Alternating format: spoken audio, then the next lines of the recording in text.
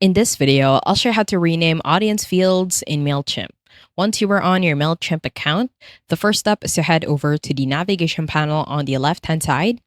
And at the bottom, you want to click on the sixth option, which is Audience. Now, once you are on the Audience section, simply head over to the top bar. On the right-hand side, click on the three dots for more actions.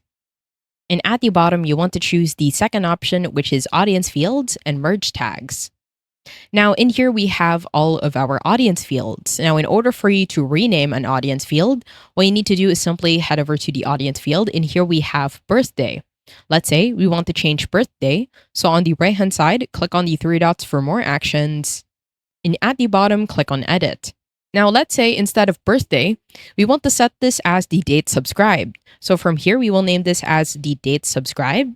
And once you do that, as you can see, it will automatically change the date subscribed.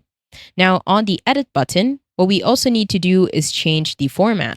So from here, you want to change the merge tag if that is something they want to do, and also set a default merge tag value. What you can also do is create a new field. So instead of changing the birthday, we can head over to the top bar. On the right-hand side, if we click on create new field, in here, we can set a field name for subscribed date. At the bottom, you want to change the data type to, let's say, something common like date.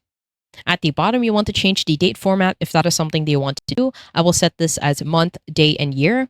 And at the bottom, we will add the merge tag for subscribe or subscription.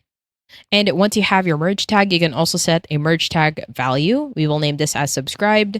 And at the bottom in the right corner, simply click on save. I hope you found this tutorial helpful. Please let me know if you have any other questions in the comment section below, and I will try my best to help you out.